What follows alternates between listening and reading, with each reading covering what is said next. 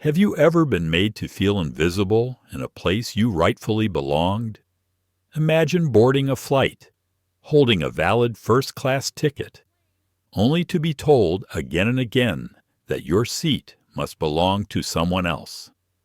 Not because of paperwork, not because of rules, but because of who you are. That's what Derrick Coleman faced at 35,000 feet.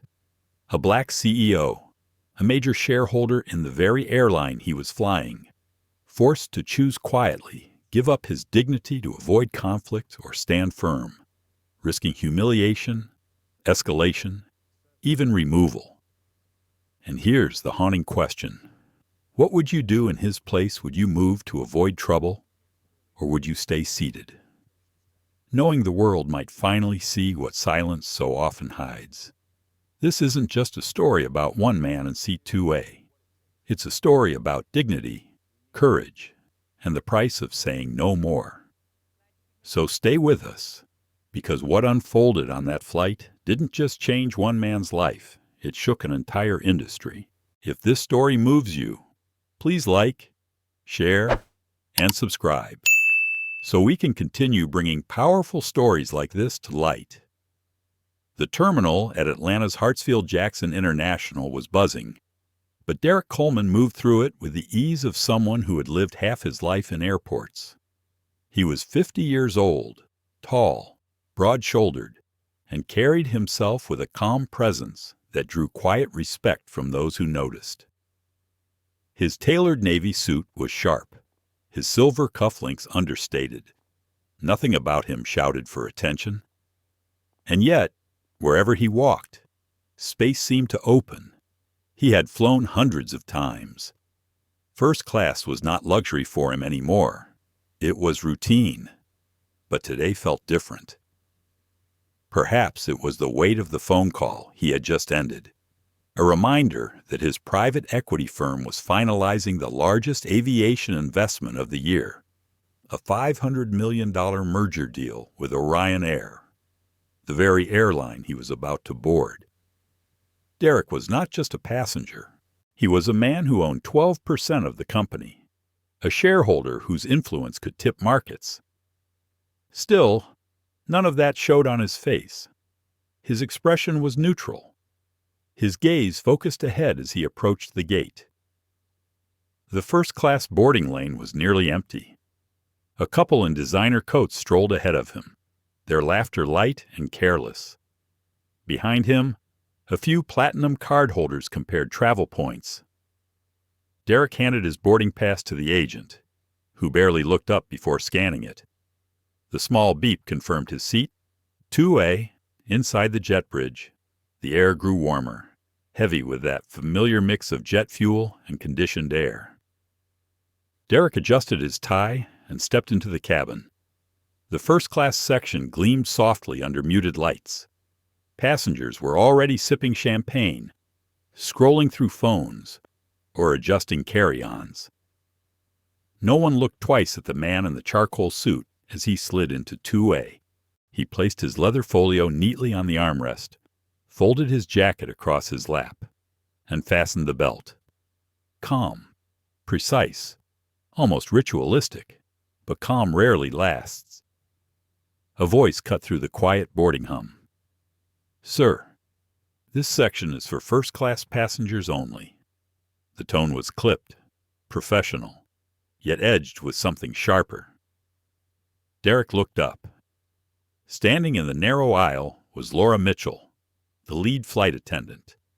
Her posture was perfectly straight, her chin tilted in practiced authority. Her navy blazer was flawless, her golden name badge catching the light. But it was her eyes, cold, assessing that shifted the air around them. For a beat, Derrick simply regarded her. His expression didn't change. His hands remained folded. The silver tie pin at his collar glimmered faintly. Around them, a hush fell. The man in 1C lowered his newspaper. A woman in 3B glanced up from her phone. A couple in row 2 paused their quiet conversation. Boarding chatter faded, replaced by waiting silence. Laura extended her hand. Palm up. Boarding pass. Please.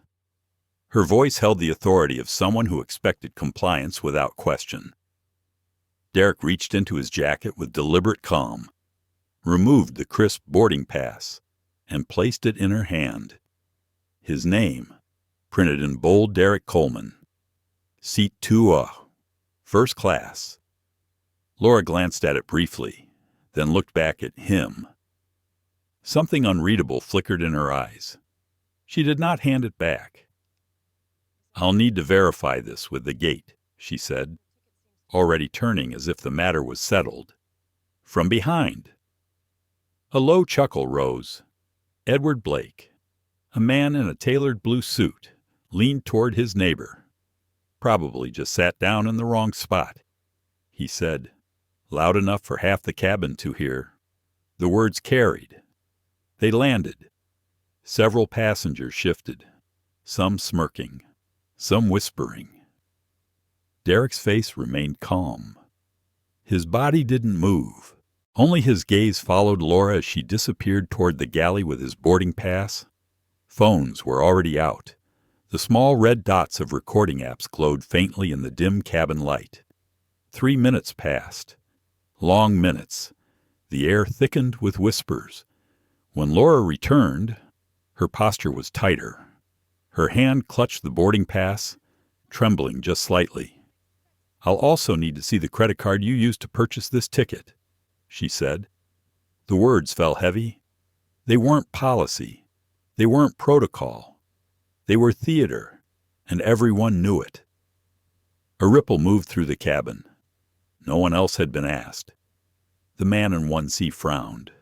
A woman in 3B whispered, "That's not normal." Derrick leaned back slightly, his tone even.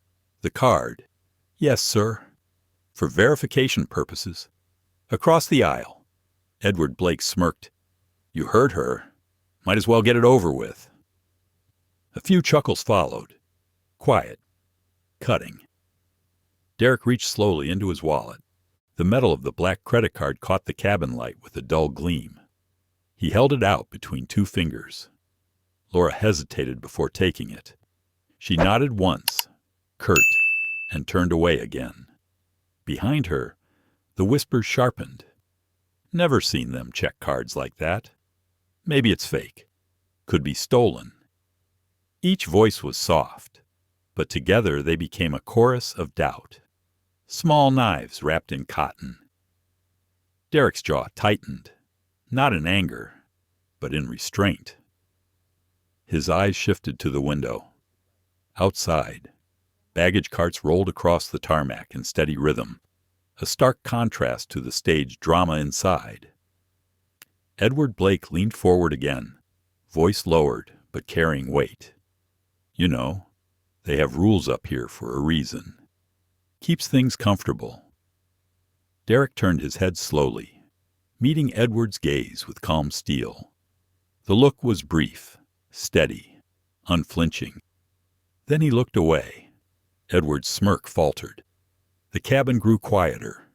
Tension thickened. Laura reappeared, holding both boarding pass and credit card. "We're still waiting on confirmation from the gate," she said. Her tone clipped. "Confirmation." The word fell like a verdict. Phones angled higher. Red dots glowed brighter. Derrick sat motionless. His hands rested on his knees, fingers loose. His expression was unreadable, but the stillness around him carried weight. From 2 rows back, a woman whispered to her camera, "This is going viral." She was right, and Derrick knew it. He exhaled once, steady, and reached into his jacket not for his phone, but for the small leather folio resting quietly against his chest. He touched its edge, but did not open it. Not yet, because storms do not announce themselves with thunder first. They begin with silence, and this cabin was already holding its breath. Laura Mitchell stood frozen for half a second longer than necessary before handing Derrick's boarding pass and card back to him. Her smile was professional, but her eyes betrayed a mix of suspicion and irritation. Derrick accepted them calmly, slid the card into his wallet, and folded the pass back into his folio.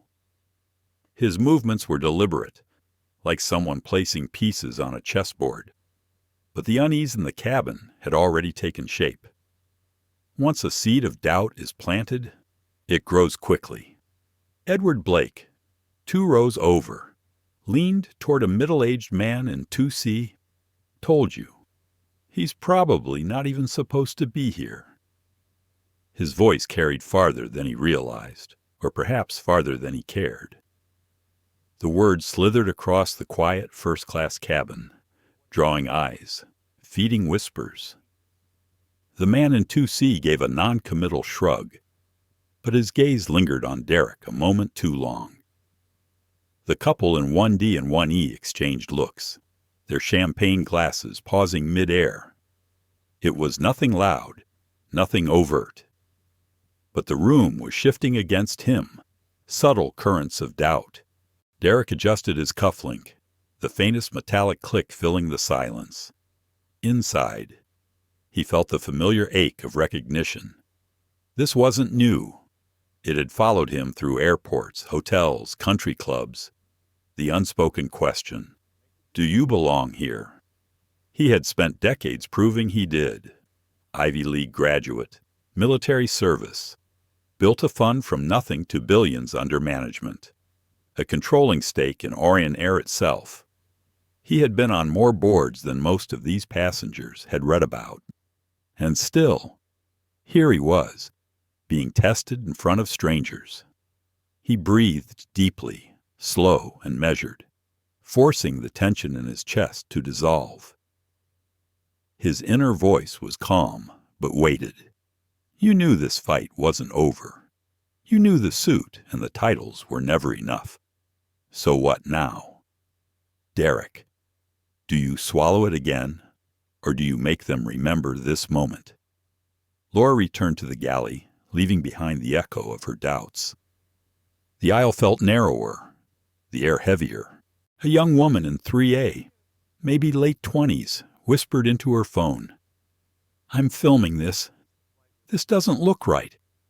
Her voice trembled, but her lens was steady. She angled the camera carefully toward Derrick, capturing his stillness, the way he sat dignified, refusing to shrink. The livestream count ticked upward silently. Edward Blake wasn't finished. He sipped his whiskey, leaned back, and let out a laugh designed to be heard. You know, some people just can't accept boundaries, always pushing where they don't belong. A couple of chuckles answered him, not malicious but complicit.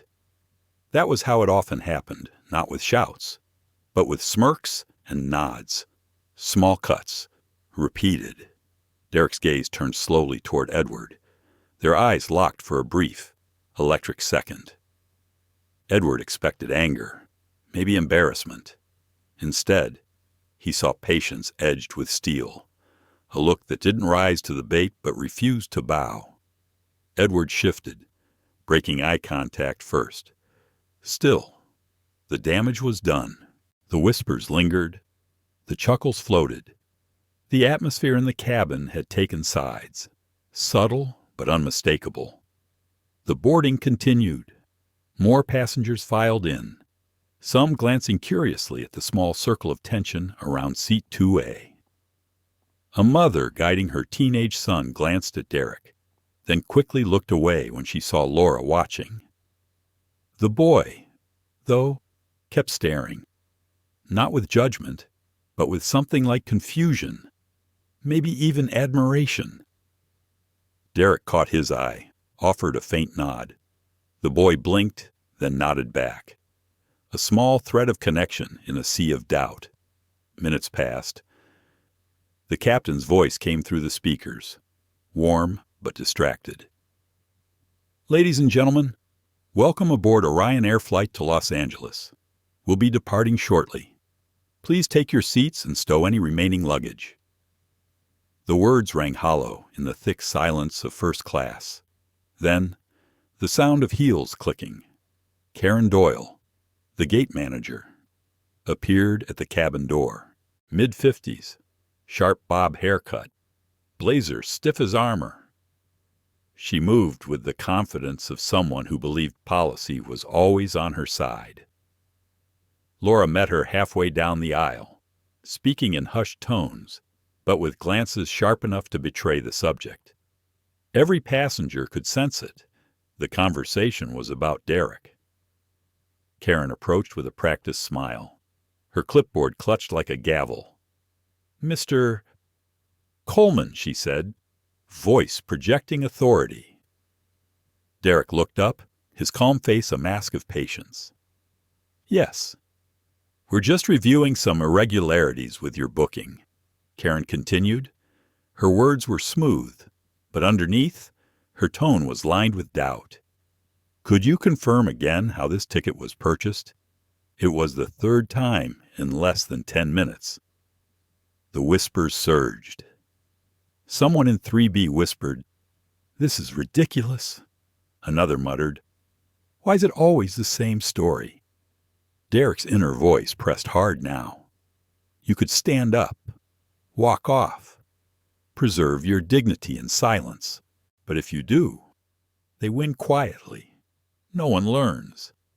And it happens again to someone else tomorrow." His reply was measured. "Through Orion's own website. Full fare. First class. My seat is 2A. Karen nodded, as if unconvinced. "Of course, but we'll need to confirm that with security." The phrase landed like a stone. Security. The word itself shifted the power in the room, painting Derrick not as a paying passenger, not as a shareholder, but as a problem. The young woman in 3A whispered into her phone again. "They're calling security on a man sitting in his own seat. This is insane." Her live stream numbers climbed past 10,000. Edward Blake chuckled again, low and satisfied. "Looks like we're about to have an empty seat up here," he murmured. Derrick's hands tightened on his knees. His inner voice sharpened. "How many times have you endured this? How many rooms have you entered where they looked at you and thought imposter? You told yourself patience was strength. But patience has limits. Maybe today is the line." He exhaled slowly, steadying his heartbeat. Not yet. He would not reveal his hand too soon. Karen stepped back toward the galley, phone in hand, speaking quietly to someone unseen. Laura hovered nearby, casting quick glances toward Derrick like a guard waiting for orders. The cabin felt like a stage now. Passengers weren't just watching, they were participating, whether they realized it or not. Some rooting quietly for justice, some complicit in the doubt, some just entertained. And in the center sat Derrick Coleman, silent, deliberate, holding his ground not just for himself, but for every unseen pair of eyes beyond that live stream lens. He closed his eyes briefly, the hum of the engines vibrating beneath his seat. The inner battle raged. Do I wait for them to humiliate me fully before I act? Or do I draw the line here, now, and make sure they never forget it? When he opened his eyes, the answer was already there. The storm had not yet broken, but he was ready.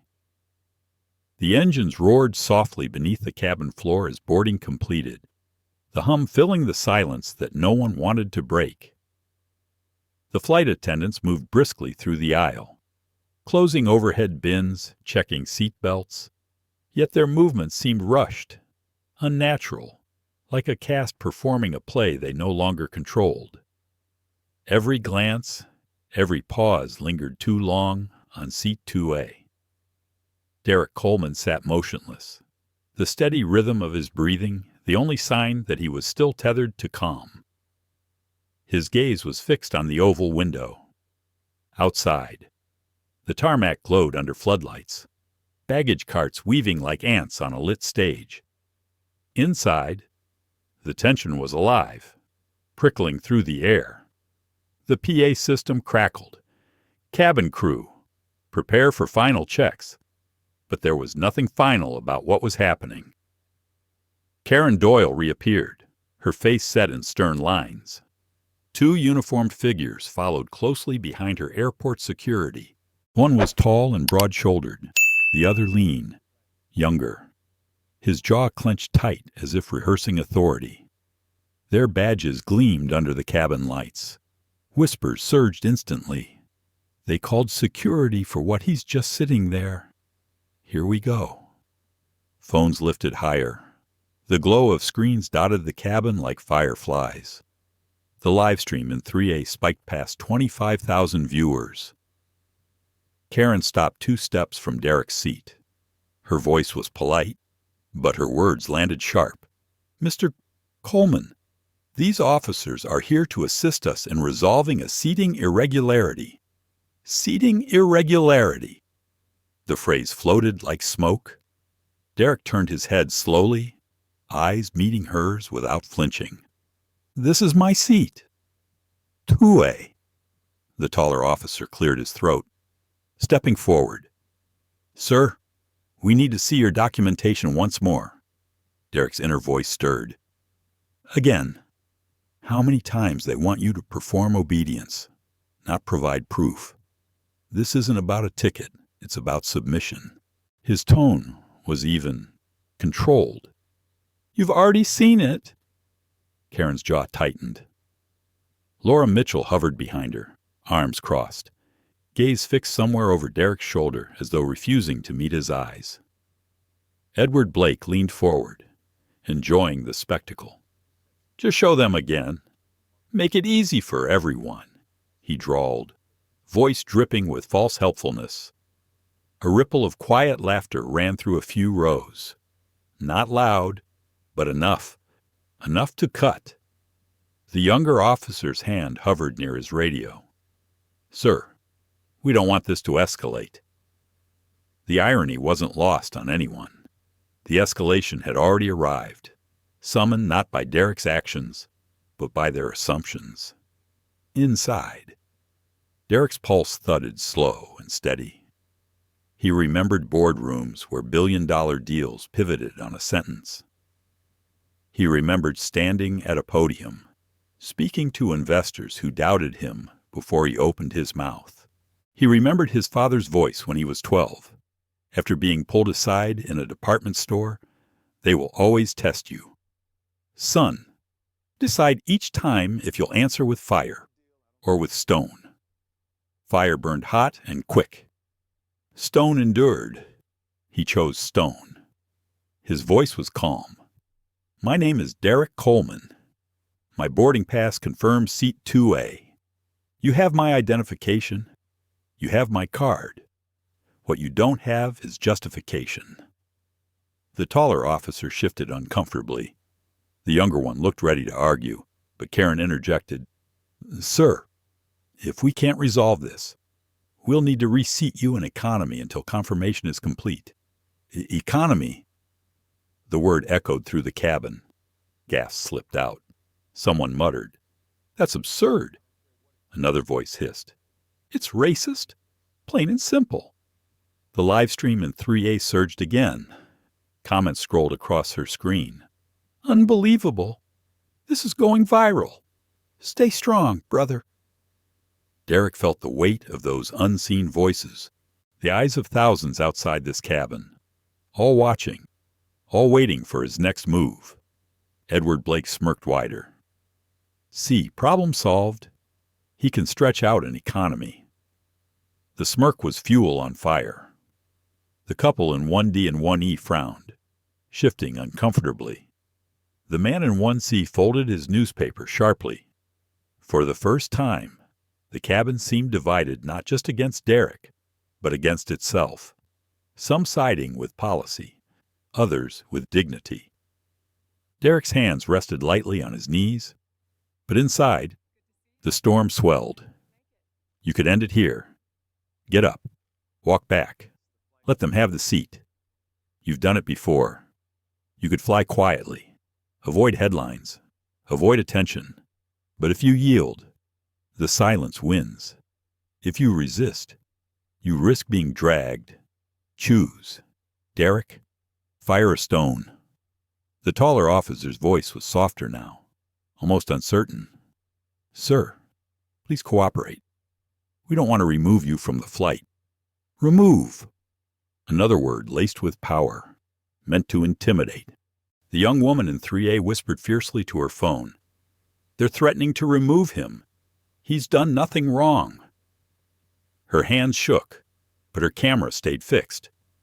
The viewer count crossed 40,000. Derrick looked from Karen to the officers, then slowly scanned the cabin. His gaze lingered on the mother with her teenage son.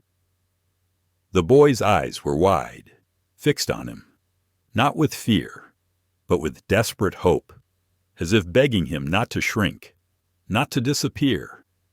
That look made the choice. Derrick's inner voice steadied. Stone can break walls if you place it well enough. He unbuckled his belt, not to stand, but to reach calmly into his leather folio. Every phone tilted forward. Edward leaned in, expecting a passport, a receipt, some final proof. Instead, Derrick laid the folio flat on the tray table. He opened it slowly, deliberately. Inside lay documents, contracts, memos, financial statements. On the top page, bold letters, Orion Air shareholder agreement, his name printed clearly beneath. The officers froze. Karen blinked. Laura's composure cracked for just an instant, but Derrick said nothing. Not yet. He simply tapped the page once with his index finger, then closed the folio again. The silence in the cabin was heavier than any turbulence.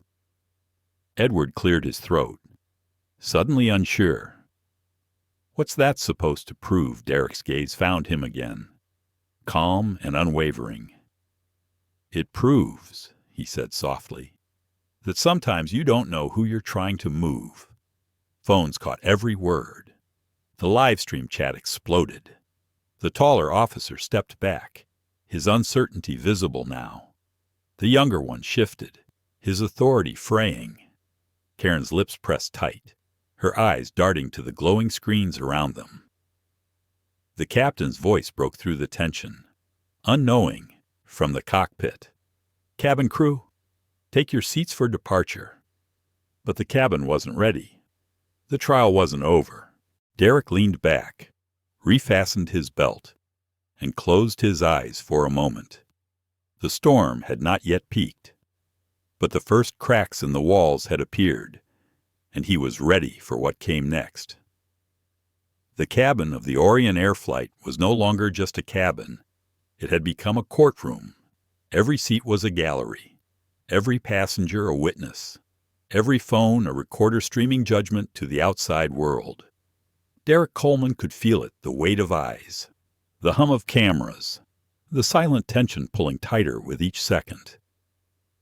Karen Doyle stood rooted in the aisle, clipboard clutched against her chest like a shield.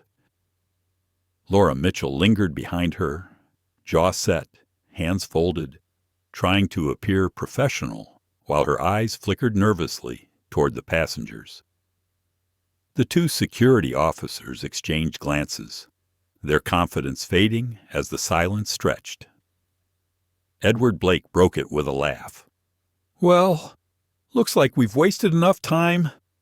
Let's just move him to economy so we can all get going. Some of us have real meetings to make. A few chuckles followed, shallow and cruel. Others frowned, discomfort evident. The boy in row 4 whispered to his mother, "Why are they doing this? He didn't do anything." She hushed him softly, but her eyes burned with quiet anger. Derrick sat perfectly still. His heart thudded steadily, but his face gave nothing away. Inside, the voice that had guided him through boardrooms and battlefields was louder than ever. They are daring you to break. They want you small, quiet, forgettable. But you are none of those things. You have a choice now. Derrick, fire or stone. He thought of his children, of the lessons he had given them about dignity, about knowing when silence is strength and when silence is surrender. He thought of the faces watching him, not just here, but through those glowing screens, tens of thousands of strangers waiting to see if one man would stand or bend. Enough. He unbuckled his belt and rose slowly. The motion itself was commanding, measured, deliberate, filled with a power that didn't need volume. Every head turned. Every phone rose higher. The cabin seemed to inhale all at once. Karen straightened, ready to speak. "Mr. Coleman, if you'll just—" Derrick lifted his hand, palm outward, and her words died in her throat. His voice, when it came, was calm, deep, and carried to every corner of the cabin. No more. The syllables rang like a gavel. He reached into his pocket, withdrawing his phone. With 3 practiced taps, he was connected to his office. A line opened instantly to his chief financial officer. His voice was steady, but it carried the weight of a man who had made unthinkable decisions before. "Pull the plug," Derrick said. On the other end, confusion. "Sir, cancel the merger. Withdraw the full $500 million. Effective immediately." Gas rippled across the cabin. A woman clutched her pearls. The man in 1C lowered his paper entirely. The livestream comments scrolled faster than eyes could follow. Did he just say $500 million? This is insane. Who is this guy? Edward blinked, caught between disbelief and irritation. Oh, come on. That's theater. Nobody, just Derrick's eyes locked on him, sharp as a blade. Edward's voice faltered. The CFO's voice came through, thin and shocked. "Mr. Coleman, are you certain we're hours away from final signatures?" "I am certain," Derrick replied, never breaking eye contact with Karen. "And send word to the board. Tell them why." Karen's clipboard slipped slightly in her grip. Laura's breath caught audibly. Even the officers stepped back, as if sensing the ground shifting beneath them. Derrick lowered the phone, but didn't put it away. He turned slowly in a half circle, letting his gaze rest briefly on every face around him. Calm, resolute. "I've been patient," he said, voice even. "I've been silent. I've endured the whispers, the doubts, the disrespect. But today, you didn't just question a seat. You questioned my place, my right to exist in a space I paid for, earned, and belong to. And that is a line." His words struck deeper than anger could have. They carried the weight of truth so familiar it hurt. Passengers shifted in their seats.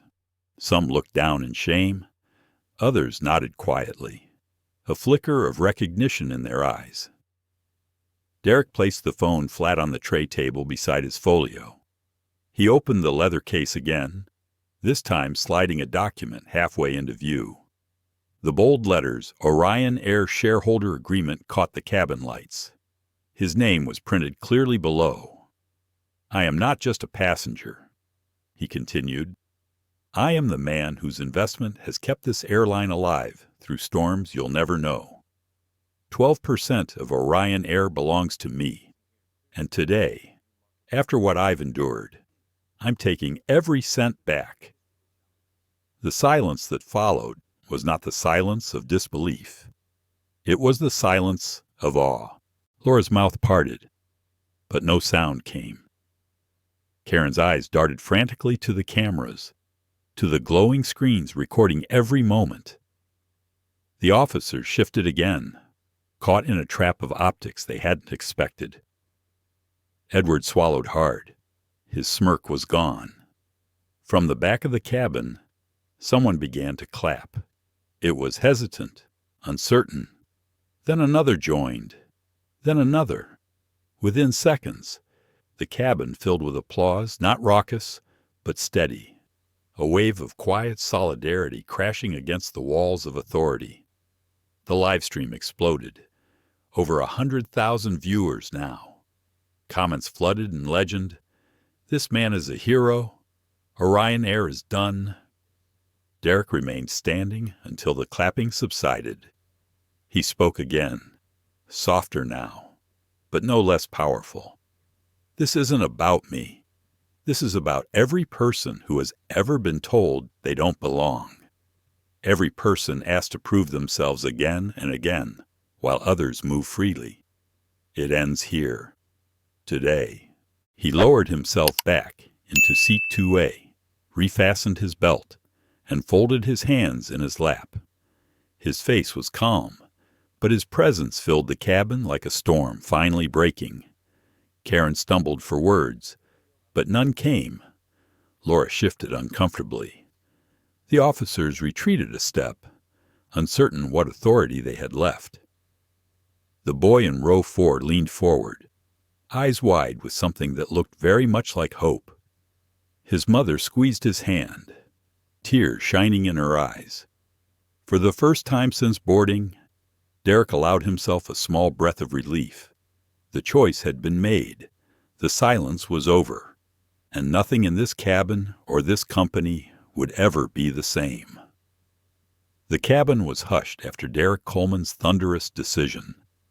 Applause had settled into stunned silence, broken only by the low drone of the engines as the aircraft finally pushed back from the gate. But no one was thinking about departure anymore. The drama unfolding in first class had eclipsed everything. Karen Doyle stood stiff as a statue in the aisle, her clipboard trembling slightly in her hands. Laura Mitchell lingered behind her, pale, lips pressed tight. The two security officers shifted awkwardly, unsure whether they should stay or retreat. And Derrick calm. Grounded remained seated in 2A, his phone resting face down on the tray table. His leather folio closed once more. His hands were folded neatly, as if he were waiting in a boardroom for the next agenda item. But this wasn't a boardroom. This was a tribunal in the sky. Edward Blake tried to reclaim control of the room. His laugh was brittle, forced. You expect us to believe you just canceled $500 million with one phone call? That's absurd. If you were who you say you are, you wouldn't even be flying commercial. His words found little support this time. The chuckles that had once followed him were gone. Several passengers turned to glare, their patience worn thin. Derrick didn't even look at him. Instead, he reached calmly into his folio and withdrew a second document. He placed it on the tray, sliding it forward so that the bold header faced outward. Certificate of Shareholding, Orion Air Corporation. Gas spread through the cabin. Printed clearly below was his name, Derrick A. Coleman, 12% equity stake. The officers leaned in involuntarily, their professional masks slipping. Laura's eyes widened before she quickly looked away. Karen blanched, her lips parting but no words forming. Derrick lifted the paper with one hand, holding it steady in the air so that every phone camera, every passenger, could see. This isn't theater, he said quietly. This is ownership. This airline exists in part because of my investment. And yet here I sit, humiliated, interrogated, threatened with removal, all because you could not imagine a man like me belonging here. The young woman in 3A whispered into her phone, voice shaking, "He really is a shareholder. Oh my God, he's showing the papers. This is history." The live stream counter rocketed upward. 150,000, 200,000. Comments flew like Sparks' icon. Expose them all. This changes everything. Edward Blake shifted uneasily, his arrogance crumbling. It doesn't prove anything, he muttered, but no one was listening. Derrick placed the document back into the folio, folded it shut with quiet finality, and rested both hands on top. He inhaled deeply, then exhaled, his voice steady but charged with restrained power. I have spent decades building a life that no one could question. And yet here we are, my proof laid bare, my money fueling your seats, and still my existence is treated as irregular. That word irregular echoes louder than any insult. He turned his gaze deliberately to Karen Doyle. She flinched, but held his eyes. You called security for a man in his rightful seat, he said. You threatened to move me to economy, as if my presence here was an error to be corrected. You didn't pause to think what it meant. You didn't ask yourself if bias was speaking louder than policy. Karen swallowed hard, her throat moving visibly. Mr. Coleman, He raised a hand gently, not to silence her, but to steady the moment. His tone softened, carrying something deeper now. This isn't just about me.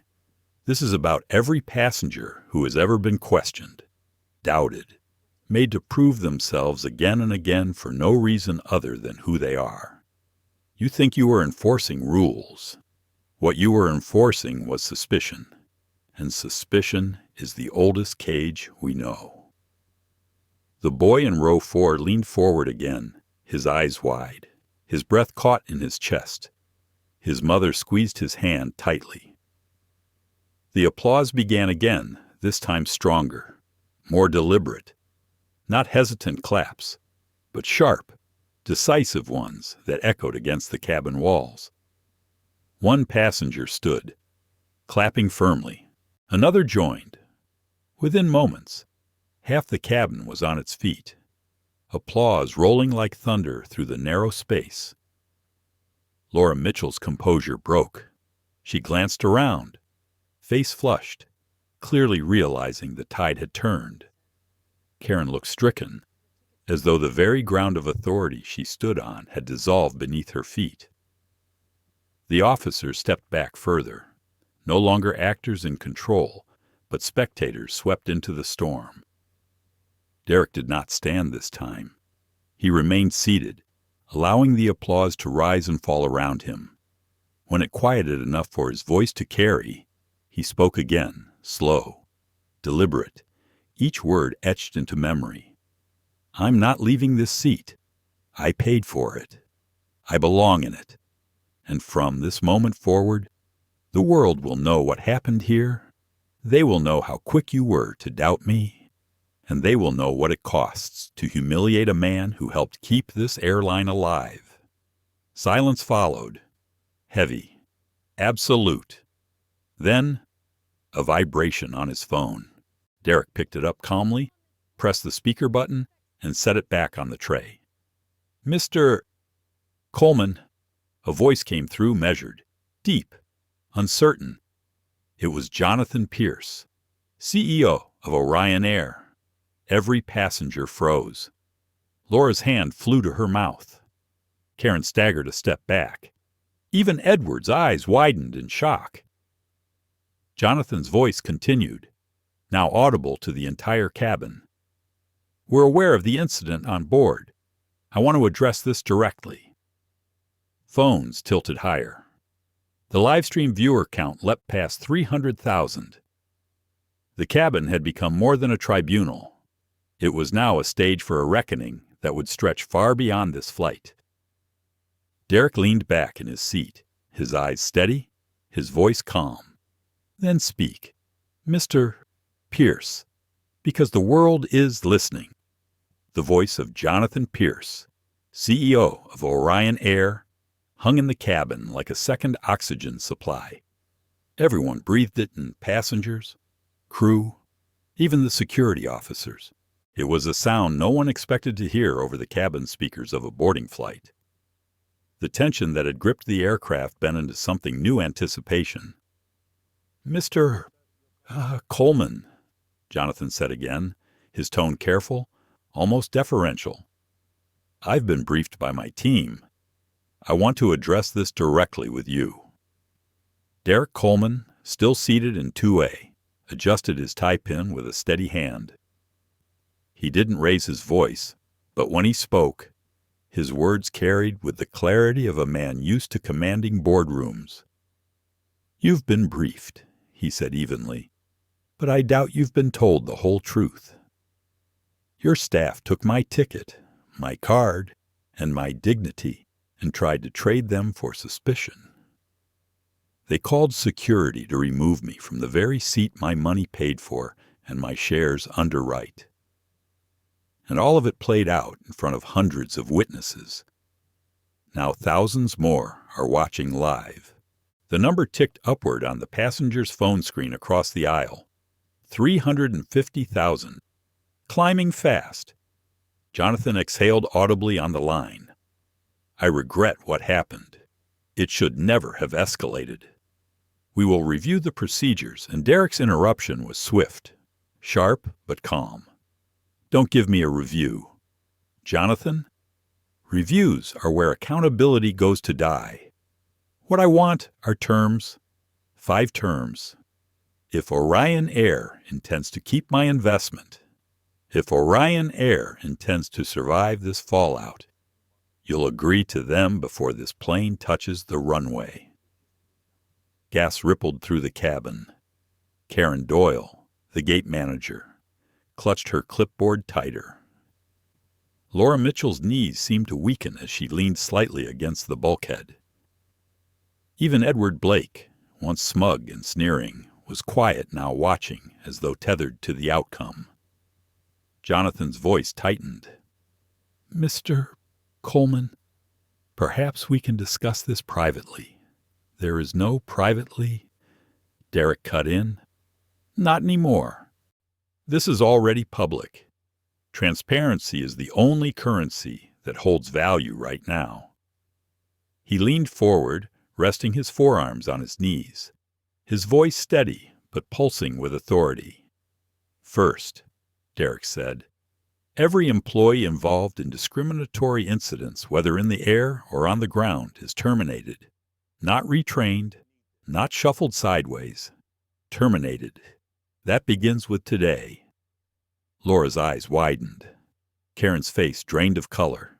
"Second," Derrick continued, his cadence even, "relentless, mandatory, intensive bias training for every customer-facing employee. Real training, not the 20-minute slideshow you skim through before lunch. This will be weeks long, hands-on, and measured with actual outcomes." Passengers nodded, murmurs of approval flickering around the cabin. "Third, body cameras," Derrick said, his tone cool and deliberate, "not just for security. For every staff member who interacts with passengers' flight attendants, gate agents, supervisors, every conversation recorded, stored for a year. Transparency goes both ways." The taller officer glanced at his partner, both of them shifting uncomfortably but not disagreeing. "Fourth," Derrick said, pausing briefly as if to let the weight of his demand settle. "Monthly diversity audits conducted by independent firms, and the results made public. No burying the numbers, no press spin, straight to the people." A man in 1C, who had been watching intently, gave a firm nod. "That's fair," he muttered, just loud enough for nearby passengers to hear. "And fifth," Derrick finished, his voice dropping into a lower register, resonant, unshakable. "Any discrimination complaint, whether from a customer, an employee, or a contractor, bypasses middle management entirely and goes directly to the executive suite. To you, Jonathan, to your board, to the top. No gatekeepers to bury it." The plane was silent, save for the hum of the engines. Passengers leaned forward, eyes wide, hearts beating to the rhythm of his words. On the phone, Jonathan didn't speak immediately. The pause stretched long, taut. "Finally," he said, "those are substantial demands. They're non-negotiable, Derrick replied. If you agree, Orion Air survives this storm. If you hesitate, you'll watch your stock price collapse before we land. The woman in the denim jacket whispered into her live stream, her voice trembling with excitement. He just laid down 5 terms, like an ultimatum. This is insane. It's history. Jonathan cleared his throat. You're asking for systemic change in one phone call. No, Derrick said. I'm demanding systemic change because one phone call is all it took to humiliate me. That imbalance ends tonight. The words echoed through the cabin. Even passengers who hadn't spoken all flight began to clap softly, then louder. Applause swelled again, shaking the narrow space with a force no turbulence could match. Karen Doyle's shoulders slumped, her authority shattered. Laura Mitchell pressed her lips together, fighting to stay composed. Edward Blake turned his face toward the window, no longer the center of attention. Jonathan's voice came back, lower, measured. You're giving me no choice. Are you? You always have a choice, Derrick said softly. But only one of them lets you keep my investment. The cabin held its breath. Finally, Jonathan exhaled. Very well. We'll honor your terms. All 5. I'll make the calls before this plane lands, and I'll release a public statement before morning. The live stream counter ticked past 400,000.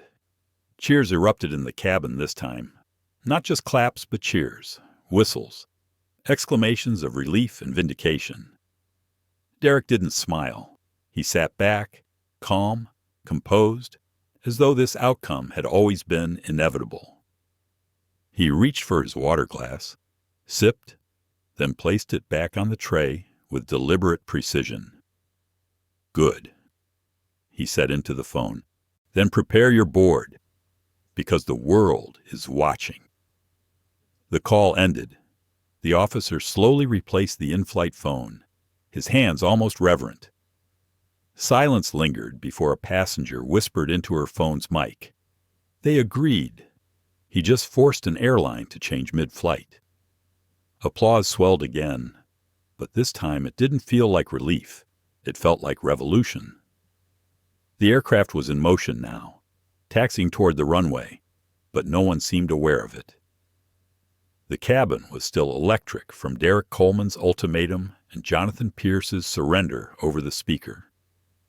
The passengers looked less like travelers and more like witnesses to a turning point in history. Every shift of the wheels beneath them felt like a drumbeat carrying the story forward. Derrick sat steady in 2A, his posture calm but unyielding. He had demanded 5 terms. He had won them. Yet he knew this was only the beginning. Change was promised, not delivered. The true test would come in the weeks and months ahead. For now, the battle was still unfolding in this sealed tube of aluminum and authority. Karen Doyle lingered near the galley, her face pale. Her clipboard had slipped under her arm at an awkward angle, as if even it wanted to escape her grasp. She knew the cameras had caught everything: her insistence, her threats, her cold repetition of seating irregularity. Now, with the tide turned, her authority felt paper-thin. Laura Mitchell stood rigid near row 1, but her mask of professionalism cracked every few seconds. The weight of the passengers' stares pressed on her like heat. She adjusted her scarf, smoothed her hair, but the gestures betrayed her anxiety. And Edward Blake, smug, loud, entitled Edward, was finally silent. His smirk was gone. His body language shifted from dominance to discomfort. He sat stiff in 1B, jaw clenched, fingers tapping nervously against his armrest, as if trying to pretend he wasn't unraveling. It was the passengers who moved next. The woman in the denim jacket, her phone still held aloft, called out. We all saw what happened. We all know who was wrong here. Her voice was steady now, emboldened by the stream of comments pouring across her screen. He didn't do anything wrong. They tried to humiliate him. A murmur of agreement swept through the cabin. The man in 1C folded his newspaper deliberately and spoke louder than before. She's right. This wasn't a misunderstanding. This was discrimination. All eyes shifted to Laura and Karen. The applause that had broken out earlier was replaced now by a steady, simmering tension. Passengers weren't clapping. They were holding them accountable. Derrick stayed quiet, watching, listening. This wasn't his fight to push anymore. The crowd was speaking. A voice came from further back. "I got the whole thing on video," a man said, lifting his phone. "From when he sat down to when you called security. It's all recorded." Karen's knees seemed to weaken. She gripped the seat back beside her for balance. Laura tried to respond, her voice brittle. "We were following procedure." Nos interrupted the young woman in 3A. Her live stream had already crossed 500,000 viewers. Her face was flushed, her hands trembling, but her voice was clear. Procedure isn't harassing someone in their own seat. Procedure isn't calling security before you even check the facts. You didn't see a passenger, you saw a problem.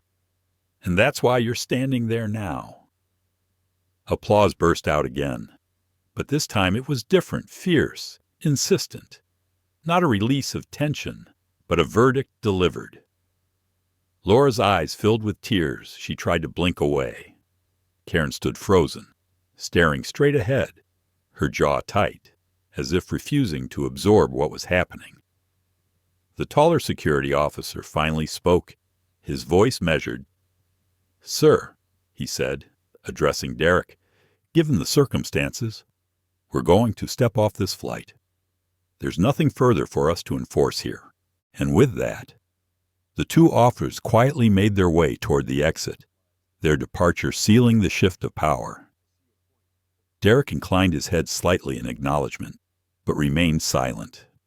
His silence was louder than any speech. The plane taxied faster now, engines rumbling deeper. The captain's voice came over the intercom cabin crew. "Please prepare for takeoff." But no one thought of takeoff. All minds were still trapped in the drama that had played out just moments ago. Edward finally snapped. His voice, low but bitter, slipped out. "This is ridiculous. Overblown. People like him always play the victim card." The words landed like a grenade. The cabin gasped. A woman in 2C stood abruptly, pointing at him. "Enough. We all saw you. You were happy to steal his seat. You cheered when they called security. And now you want to play innocent. Shame on you." Edward's face flushed scarlet. He sputtered. "I didn't. But the man in 4D cut him off. We all saw." "Don't twist it. You thought you'd get away with it. Because of who he is and because of who you are. Phones captured every second." Edward shrank further into his seat, suddenly very small, in a space where he had once sprawled with arrogance. Derrick finally spoke again, his voice low but carrying. "Mr. Blake, I don't need your admission. The truth is already recorded. But I hope, for your sake, that one day you realize what it costs to treat another human being as less than you." The silence afterward was deafening. Edward looked away, jaw trembling. Derrick leaned back, closed his eyes briefly, then opened them with quiet resolve. His inner voice hummed steady. "You didn't have to shout. The truth shouted for you." The plane reached the runway. The engines roared to full thrust, pressing every passenger back into their seat. But no amount of force matched the gravity of what had already happened inside this cabin as the wheels lifted from the ground, carrying them into the night sky. The passengers knew they weren't just on a flight from Atlanta to Los Angeles. They were passengers on a story that the world would remember. And in seat 2A, Derrick Coleman sat steady, carrying not just himself, but the weight of countless others who had been silenced before him. The aircraft leveled off at 35,000 feet, cutting smoothly through the darkening sky. Outside the windows, the horizon blazed faint orange before surrendering to night. Inside, the cabin was no longer a place of routine travel. It was a stage, a witness stand, and a catalyst. Passengers whispered to one another, phones glowing like lanterns. Notifications pinged and buzzed. Streams climbed towards 600,000 viewers. What had begun as a humiliation for one man was turning into something larger, something no one could contain. Derrick Coleman sat in 2A, posture straight, hands resting calmly on his knees. He had learned long ago that stillness itself could command a room. Tonight, it commanded a cabin. Laura Mitchell remained near the galley, her hands trembling as she poured water into a paper cup. Her professionalism had cracked completely. She looked less like a leader of service and more like a defendant awaiting sentencing. Karen Doyle had vanished into the front galley, avoiding the cameras, but whispers from passengers confirmed she was speaking frantically on her radio headset. Edward Blake slumped in 1B, jaw set, staring at the dark window as if it might swallow him whole. The phone cameras still found him, capturing his every fidget, his nervous swallow, his shrinking presence. The passenger strangers an hour ago were forming something like a community. They compared clips, exchanged thoughts in low but urgent tones. He didn't yell, not once. One said, he just sat there, calm, and they still came for him. Another shook their head. If that can happen to him, it can happen to any of us. Derrick's inner voice hummed steady. You've planted a seed. Now it grows beyond you. But don't let it grow wild. Guide it. Shape it. He opened his eyes, leaned forward slightly, and spoke in a voice that cut cleanly through the murmurs. My friends, he said, addressing the cabin, you didn't buy tickets for a movement tonight. You boarded expecting quiet flights, meals, and arrival gates. Yet here you are, witnesses to something bigger. You've seen what happens when prejudice wears a uniform, and you've seen what happens when silence breaks. All eyes turned to him. Even Laura, despite herself, looked up. This isn't about my seat, Derrick continued. It's about dignity, about every time someone has been told, not here, not you, not today. You've all seen it. Some of you have lived it. Tonight, we name it. The mother in row 4 raised her hand timidly, then lowered it when she realized how silly the gesture looked in a cabin. But Derrick nodded to her gently. Yes. Her voice shook. I want to say thank you. My son, he's 13. He saw everything. He'll remember how you carried yourself. He'll remember you didn't back down. The boy looked down, embarrassed, but his small smile betrayed pride. Derrick's chest tightened, but his voice remained calm. That's why I didn't move. For him. For every son and daughter watching. Applause rose again, softer this time, filled with respect rather than defiance. Across the aisle, the young woman streaming whispered to her phone. He's turning this into something bigger than just a fight for one seat. This is history. Her chat exploded. This man is a leader. Put him on a stage. Airline about to burn.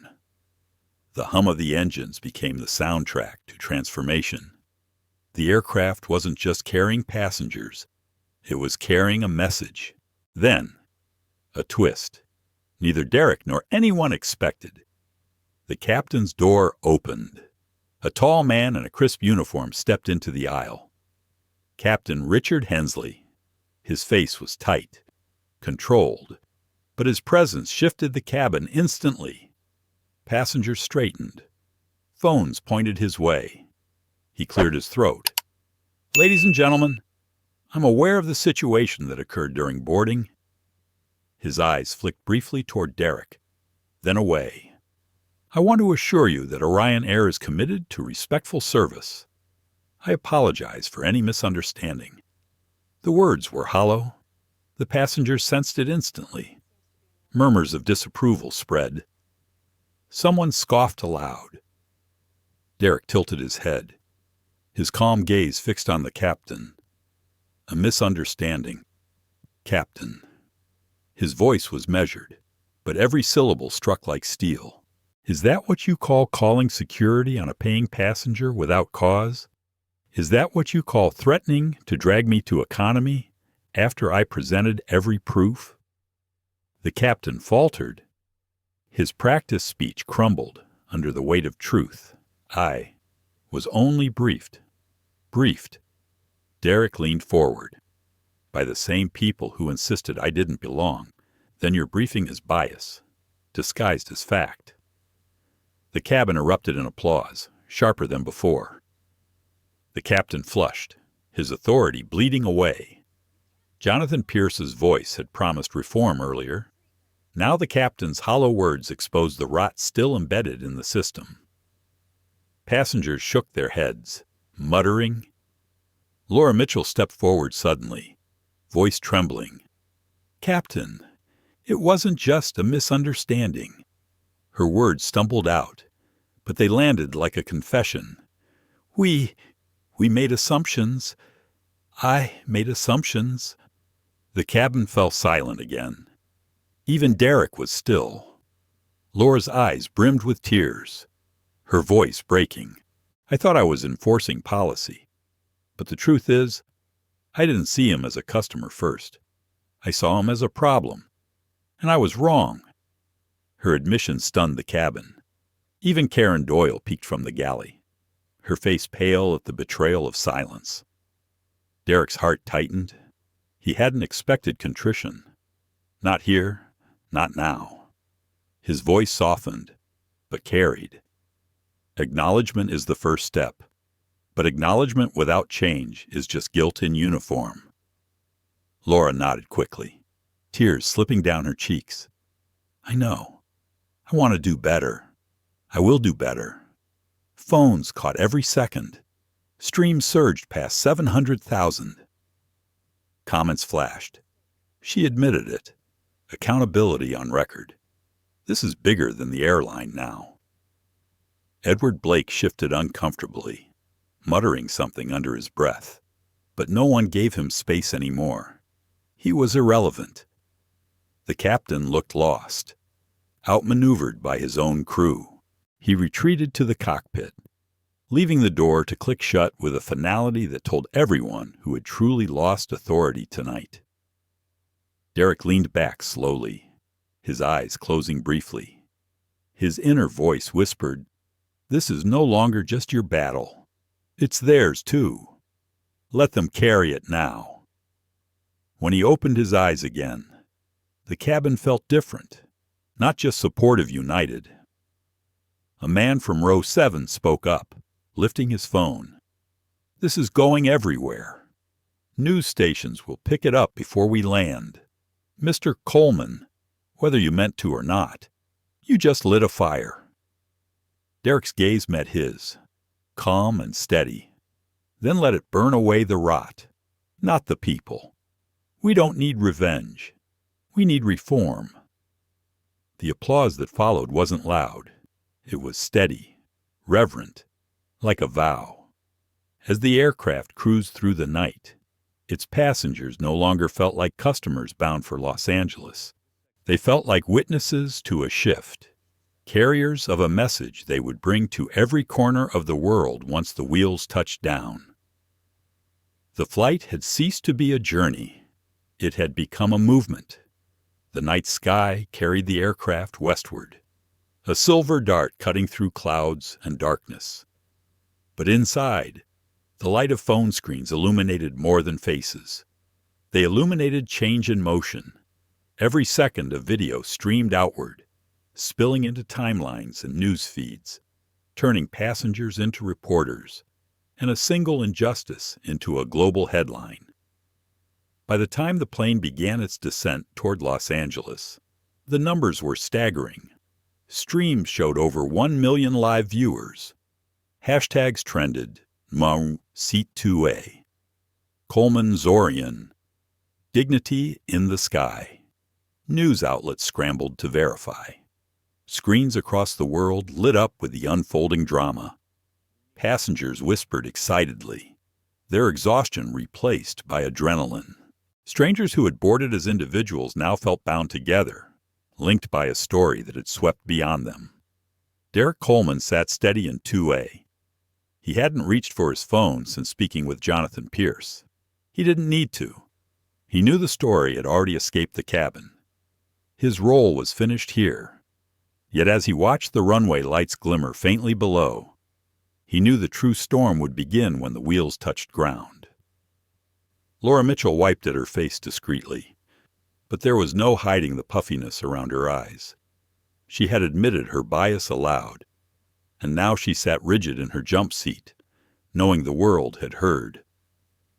Karen Doyle remained tucked away, her headset silent now, her clipboard abandoned. Edward Blake stayed silent. His arrogance collapsed into shameful quiet. The captain's voice broke the cabin's hush. "Ladies and gentlemen, we'll be landing shortly in Los Angeles. Please fasten your seatbelts and ensure your devices are secured for landing." The irony wasn't lost on anyone. Devices weren't being secured. They were broadcasting. Every second, every expression. The plane dipped lower, city lights spreading wide like constellations beneath them. The hum of descent filled the silence. Derrick closed his eyes briefly, steadying himself. His inner voice whispered, "Stone endures, but stone also lands with impact. Be ready for the ground." The wheels kissed the runway with a firm thud. The cabin shook, then steadied as reverse thrusters roared. Cheers broke out spontaneously, not for the landing, but for the journey they had shared. Passengers clapped, not for the crew, but for the man in 2A. Phones captured the applause. Streams erupted. He did it. This is the moment. History just landed in L.A. As the plane slowed, flight attendants prepared for arrival. Laura's hands trembled as she gave the routine instructions, her voice unsteady. For once, few passengers listened. They were already bracing for the storm awaiting at the gate. And it came. When the doors opened, the floodlights of cameras filled the jet bridge. Reporters shouted questions. Microphones raised high. Security teams stood ready. But their posture wasn't aimed at Derrick. It was aimed at controlling the media crush. Passengers filed out, many holding their phones high, narrating live. "We were there. We saw it." He stood his ground. Some stopped to shake Derrick's hand before leaving. Others simply nodded, their eyes filled with respect.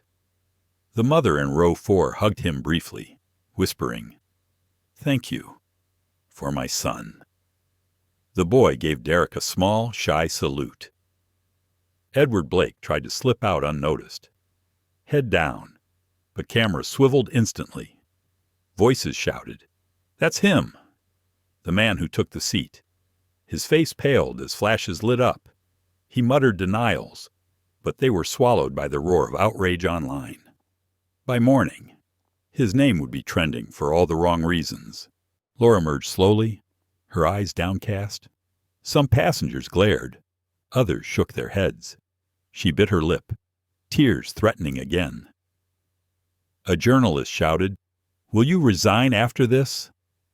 She didn't answer. She couldn't. Karen Doyle never appeared. She had left the aircraft through the service door, escorted quietly by airline staff who knew the cameras would devour her. But when Derrick stepped into the jet bridge, the crush of lights and sound doubled. Voices shouted, "Mr. Coleman, what happened on board? Did you really cancel the deal? What are your demands now?" He raised one hand gently, and the noise softened, if only slightly. His voice, calm as ever, carried over the crowd. This wasn't just about one man or one seat. He said, it was about dignity, about what happens when bias hides behind uniforms and procedure. I asked for 5 terms of reform tonight, and the CEO of Orion Air agreed.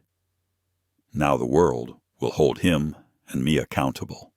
The cameras erupted again, flashes blinding, but his words cut through. Reporters shouted follow-ups, but Derrick didn't linger. He walked calmly down the terminal, flanked not by bodyguards, but by passengers who had chosen to walk beside him, a living testimony. By the time he reached baggage claim, news chyrons were already rolling across screens. Black CEO forces airline reforms mid-flight. $500 deal canceled over discrimination incident. Derrick Coleman, the man in seat 2A. Derrick's phone buzzed nonstop messages, calls, offers for interviews. His team had already mobilized. He knew. But in that moment, he ignored the chaos. He sat on a bench, watching families reunite, luggage spin past, life go on. For a moment, he allowed himself to breathe. His inner voice spoke softly. You didn't seek this fight, but when it found you, you stood. That's enough for tonight. Outside, the world was changing. Protesters were already gathering in front of Orion Air headquarters in Atlanta. Hashtags surged. Politicians tweeted support. Civil rights leaders called his name. His quiet stand had become a movement in hours. But Derrick Coleman sat still, calm as stone. Tomorrow would bring boardrooms, cameras, and speeches. Tonight, he carried only the weight of what had begun in 2A. The morning after the flight, the world had already changed. Headlines dominated every major outlet. The man in seat 2A. Coleman cancels $500 deal after airline discrimination. Derrick Coleman demands industry reform. Clips from inside the cabin looped on every channel. Voices narrating what passengers had streamed in real time. Outside Orion Air's Los Angeles terminal, protesters gathered with signs "Dignity has no class section. Bias in the sky ends now. Seat 2A belongs to all of us." The chants rose loud enough to rattle the glass doors. Derrick Coleman had not slept. He sat in a quiet hotel suite overlooking the city.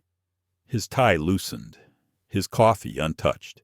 His phone buzzed endlessly on the table. Calls from networks, invitations to speak, requests from senators, demands from investors. But his mind wasn't on the noise. It was on the clarity of what needed to happen next. His inner voice whispered, "You didn't choose to lead this storm. But storms don't ask, they demand. Now steer it. By noon." Orion Air's board convened an emergency press conference in Atlanta. Jonathan Pierce stood stiffly at the podium, his jaw tight, sweat visible despite the cool room. Cameras flashed, effective immediately. Pierce announced, "Orion Air will implement the reforms outlined by Mr. Derrick Coleman. These include the termination of staff involved in discriminatory conduct, mandatory anti-bias training, transparency audits, and a new direct line of accountability to the executive suite. Furthermore, we announced the creation of an independent oversight committee, co-chaired by Mr. Coleman himself." The room erupted in questions, but the headline was already written. Back in Los Angeles, Derrick appeared before a smaller, quieter group, the passengers who had shared the flight. They met him in a private lounge, away from cameras, to speak as witnesses rather than symbols. The mother from row 4 held her son's hand tightly. "You don't know what you gave him," she said softly. "He'll never forget seeing you refuse to move." Derrick smiled faintly. "Then maybe one day, when he's tested, he'll remember that dignity is heavier than fear." The boy blushed, but his eyes glowed. Laura Mitchell was there too. Her uniform was gone, replaced by simple civilian clothes. She looked 10 years older, exhaustion etched into her face. When she approached Derrick, her voice trembled. "Mr. Coleman, I know sorry isn't enough, but I need to say it anyway. I was wrong. I saw what I wanted to see, not what was in front of me. And I hurt you because of it." Derrick studied her quietly before answering. "Acknowledgement matters, Ms. Mitchell. But change matters more. What will you do with this lesson?" Her tears slipped freely now. "I'll rebuild. I'll fight the bias in myself and in others. I won't waste what you gave me." He nodded, his expression unreadable, but not unkind. "Then let this be your first step." Edward Blake never showed. His law firm had issued a statement distancing itself from his behavior. By evening, his name was plastered online as a cautionary tale of entitlement gone viral. He had lost more than a seat. He had lost a reputation. Karen Doyle had been suspended before sunrise. Her photo circulated alongside headlines calling for accountability. To many, she was the face of the old culture that allowed suspicion to masquerade as procedure. But it was Derrick Coleman the world looked to now. Invitations poured in from Congress, from civil rights organizations, from universities. His team arranged meetings, drafted responses, organized schedules. Yet Derrick felt the weight not as opportunity, but as responsibility. Days later, at a press conference in Washington, Derrick stood before a sea of microphones. His voice carried steady, deliberate, the way it had in the cabin. "This isn't just about Orion Air," he said. "This is about an industry that too often allows prejudice to take the controls. What happened in Seat 2A happens in different ways every day, sometimes in the air, sometimes on the ground, always with the same message: you don't belong. Today we answer with a new message: we all belong." He announced what would become known as the Coleman Protocol, a sweeping industry-wide initiative mandating transparency, accountability, and zero tolerance for discrimination in air travel, supported by lawmakers, endorsed by investors, and demanded by millions who had seen the video. It spread beyond Orion Air to competitors who scrambled not to be left behind. For passengers, it meant fairer skies. For employees, it meant real training and real consequences. For Derrick, it meant his humiliation had not been wasted. It had been transformed. When the press conference ended, a journalist shouted after him, "Mr. Coleman, do you forgive the people who wronged you?" Derrick paused, turned slightly, and answered without hesitation. "Forgiveness isn't the point. Accountability is. Forgiveness can come later, but justice must come first." The words rang like stone, heavy and unyielding. Months later, the world had moved on to new headlines, but the Coleman Protocol remained. Airlines reshaped their cultures. Passengers felt safer. Employees felt watched, but also trained, guided, measured. And in classrooms and living rooms, children replayed the video of a calm man in 2A refusing to yield his seat. Derrick Coleman never sought the spotlight again. He returned to his work, his companies, his family, but wherever he traveled, strangers approached him with gratitude, with stories of their own, with the quiet acknowledgement that his stand had given them courage. One evening, boarding another flight, this time with little fanfare, Derrick paused in the jet bridge, He glanced at his boarding pass seat 2A. The gate agent smiled warmly and waved him through without hesitation. The cabin crew greeted him with respect, not suspicion. Passengers glanced up but returned to their books and screens. Normal? Ordinary? The way it should have been all along. Derrick sat down, exhaled slowly, and let the hum of the engines wash over him. His inner voice whispered, "Stone endures." But tonight, stone rests. And as the plane lifted into the sky, he allowed himself, for the first time in weeks, a small, genuine smile. The story of Derrick Coleman teaches us that dignity is not negotiable. Too often, people are asked to compromise their worth in order to keep the peace, to give in so the world remains comfortable. But true peace doesn't come from silence. It comes from justice. Coleman's refusal to move was not just an act of defiance. It was an act of leadership. He showed that calm strength, carried with clarity and principle, can speak louder than anger.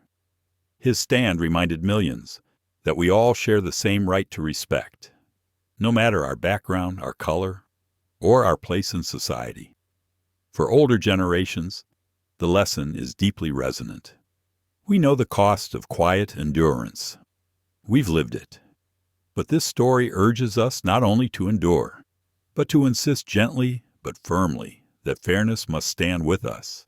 In life, whether at an airport, a workplace, or a family gathering, the principle is the same. Never let someone else decide your worth. Respect must be claimed, not begged for. The story in Seat 2A reminds us that when one person chooses dignity over silence, the ripple can reach the whole world. Thank you for watching and for sharing this moment with us. If Derrick's story touched your heart, let's keep the conversation alive. Please like, share, and subscribe to our channel. Your support helps us bring more stories of courage, dignity, and hope to light. Together, we can make sure voices like this are never silenced.